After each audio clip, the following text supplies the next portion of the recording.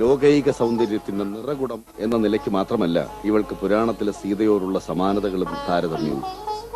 മറിച്ച് നിലമുഴുമ്പോൾ കലപ്പയിൽ തട്ടി എവിടെ നിന്നെന്നോ എങ്ങനെയെന്നോ അറിയാതെ രംഗപ്രവേശം ചെയ്തവളായിരുന്നു രാമായണത്തിലെ സീതയെങ്കിൽ നമ്മുടെ ഈ സീതായനത്തിലെ സീതയ്ക്കുമുണ്ട് സമാനമായ ഒരു ജീവിത പശ്ചാത്തലം.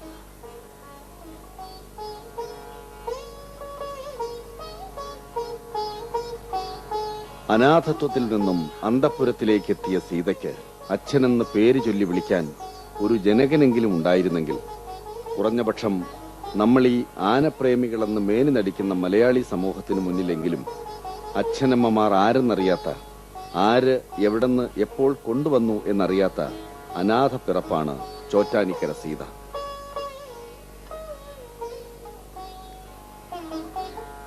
കാടേതെന്നും പഠിച്ചിറങ്ങിയ കൂടേതെന്നും അറിയാത്ത, രേഖകളില്ലാത്ത, രേഖകൾ നഷ്ടപ്പെട്ടു പോയ ഒരു അപൂർവ ജന്മം.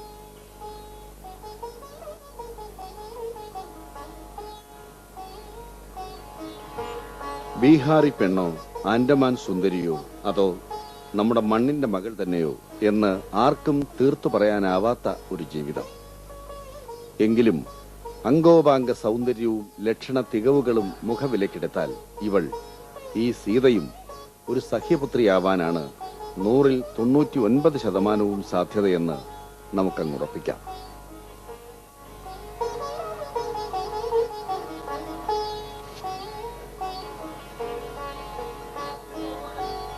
അനാഥത്വത്തിൽ നിന്നും അന്തഃപുരത്തിലേക്ക് നടന്നു കയറിയ അമ്മ മഹാറാണിയാണെങ്കിലും കൊച്ചിൻ ദേവസ്വം ബോർഡിന്റെയും ചോറ്റാനിക്കരയുടെയും അഭിമാനമാണെങ്കിലും ഒരമ്മത്തൊട്ടിലിന്റെ ചാഞ്ചക്കവും താരാട്ടും എല്ലായ്പ്പോഴും സീതയുടെ കാതുകളിൽ എന്നും ഒരുപക്ഷെ മുഴങ്ങിയിരിക്കാം.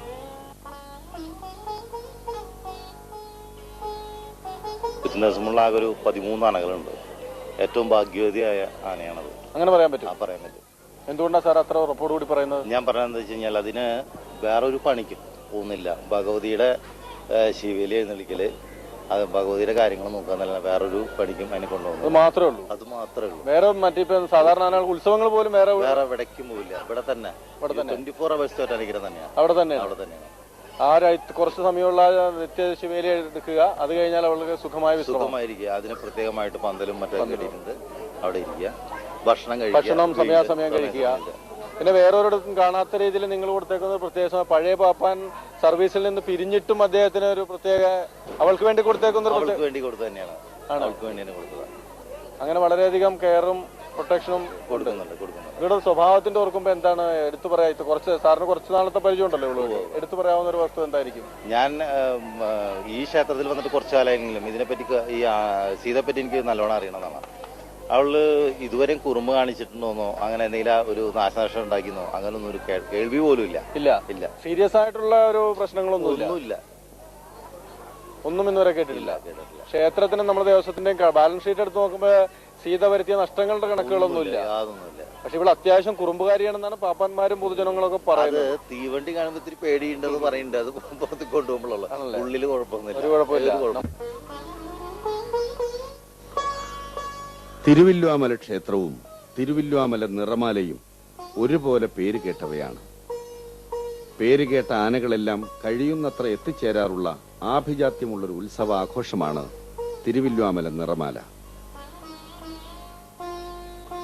പക്ഷേ 1966-ൽ തിരുവില്വാമല ക്ഷേത്രത്തിനടുത്ത് അതുവരെ നാട്ടിലെങ്ങും കേട്ടുകേൾവി പോലുമില്ലാത്ത ഒരു സംഭവം അരങ്ങേറി. അതെ, മാനത്ത് നിന്നും പൊട്ടി വീണത് എന്ന് പറഞ്ഞതുപോലെ ഒരാനപ്പിറവി ഒരു നാട്ടിലേക്ക്, ഒരു ക്ഷേത്രത്തിലേക്ക് പറന്നിറങ്ങിയത് കഥയേക്കാൾ വലിയ ഭാവനയുടെ ചിറകുകളും വീശിയായിരുന്നു. അഥവാ ചിറകുകൾ തളർന്ന് വാടിക്കുഴഞ്ഞു വീണ ഒരു പക്ഷിയെപ്പോലെ ആയിരുന്നു സീതയെന്ന ആനക്കുട്ടി തിരുവില്വാമലയിൽ എത്തിപ്പെടുന്നത്.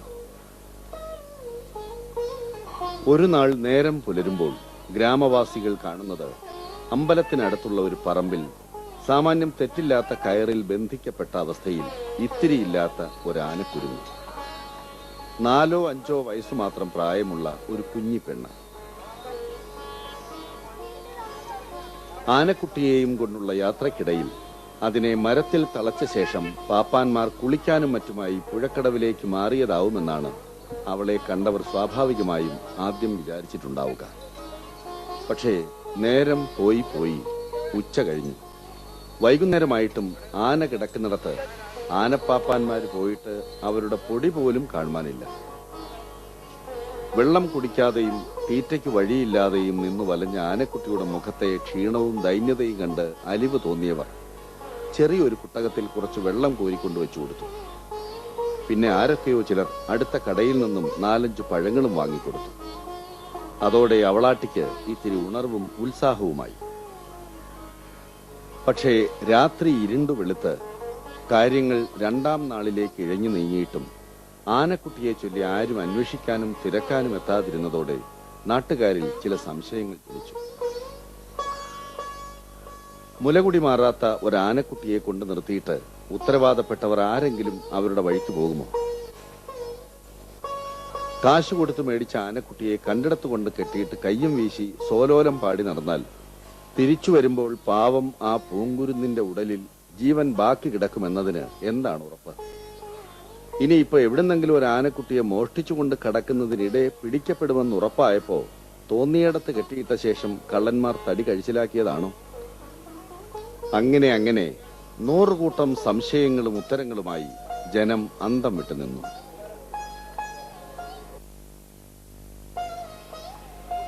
അങ്ങനെ തീർത്തും അപ്രതീക്ഷിതമായി തങ്ങളുടെ ദേശത്ത് വന്ന് അവതരിച്ചിരിക്കുന്ന കറുപ്പ് റോജായുടെ മേൽവിലാസം തിരഞ്ഞു കണ്ടെത്തുവാനുള്ള തത്രപ്പാടിൽ ഒരു ഗ്രാമം ഊണും ഉറക്കവും ഉപേക്ഷിക്കാതെ തന്നെ മുഴുകുന്നതിനിടയിൽ അടുത്ത ദിവസത്തെ മലയാള പത്രത്തിന്റെ ലോക്കൽ പേജിൽ ചെറിയൊരു 2 കോളം 10 സെന്റിമീറ്റർ പരസ്യം പ്രത്യക്ഷപ്പെട്ടു. അതിന്റെ രത്നചുരുക്കം ഏതാണ്ട് ഇങ്ങനെയായിരുന്നെന്ന് പറയപ്പെടുന്നു. തിരുവില്വാമല ക്ഷേത്ര പരിസരത്ത് ഞങ്ങൾ ഒരാനക്കുട്ടിയെ നിർത്തിയിട്ടുണ്ട്. അവൾ തിരുവില്വാമല തേവർക്ക് അവകാശപ്പെട്ടവൾ തന്നെയാണ്. കൊച്ചിൻ ദേവസ്വം ബോർഡ് അധികൃതർക്ക് അവളെ ഏറ്റെടുക്കാം. ഉത്തരവാദപ്പെട്ടവർ വേണ്ടത് ചെയ്യണം എന്ന അപേക്ഷയോടെ ഒരു വിശ്വാസി. ആ പരസ്യം അല്ലെങ്കിൽ അങ്ങനെ ഒരു സംഭവം കേരളത്തിലെ ക്ഷേത്രങ്ങളുടെ അഥവാ ആനക്കേരളത്തിന്റെ ചരിത്രത്തിൽ തന്നെ ഒരു അത്ഭുതമായിരുന്നു, നടാടെയായിരുന്നു. പക്ഷേ തിരുവില്വാമല തേവർക്ക് നൽകപ്പെട്ട സീതക്കുട്ടിയും ഒപ്പം കൂടിയ പാപ്പാൻ മാധവനും ചോറ്റാനിക്കരയിലെത്തിയത് വിധി നിയോഗം അഥവാ ദേവസ്വം ബോർഡിന്റെ കൽപ്പന.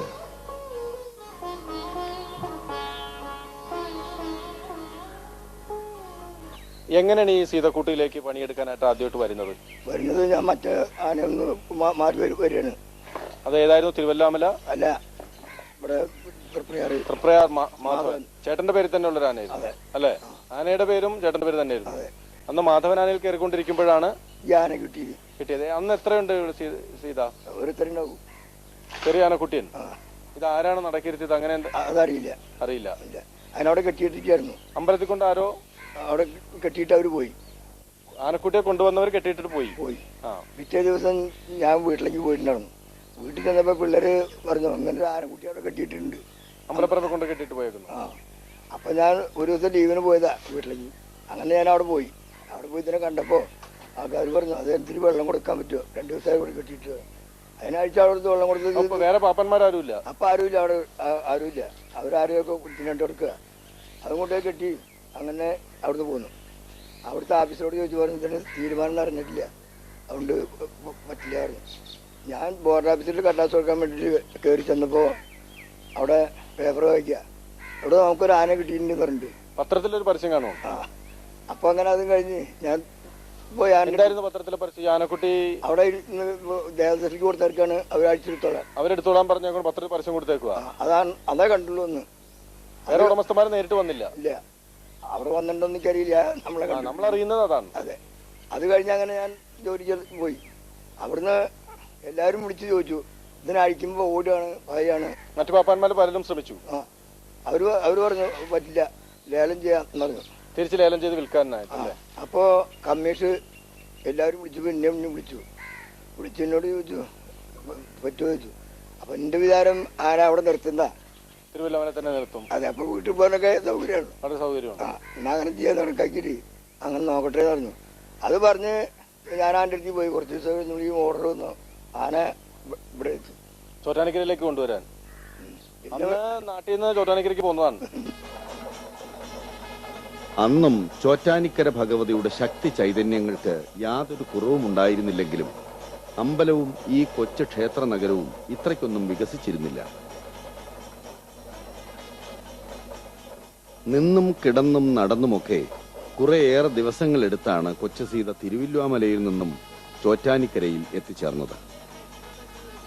പക്ഷേ നടന്നു തളർന്നെത്തിയതിന്റെ തളർച്ചയും മുട്ടയപ്പനിയും ഒക്കെ മാറി ആനക്കുട്ടി നേരെ ചൊവ്വയൊന്ന് ശ്വാസം വിട്ടപ്പോൾ അവൾക്കൊന്ന് മനസ്സിലായി. അതെ, ഇനി ഇത് തന്നെ തന്റെ തട്ടകം. ഊരും പേരുമില്ലാത്തവളായി, ചോദിക്കാനും പറയാനും ആരോരുമില്ലാത്തവളായി ഇനിയും എവിടെയെങ്കിലുമൊക്കെ നടതള്ളപ്പെടുവാൻ ഇടയാവരുത്. അതിനാൽ എന്തും സഹിച്ചും എന്തും ക്ഷമിച്ചും ഇവിടെ തന്നെ പിടിച്ചു നിൽക്കണം. സത്യത്തിൽ താൻ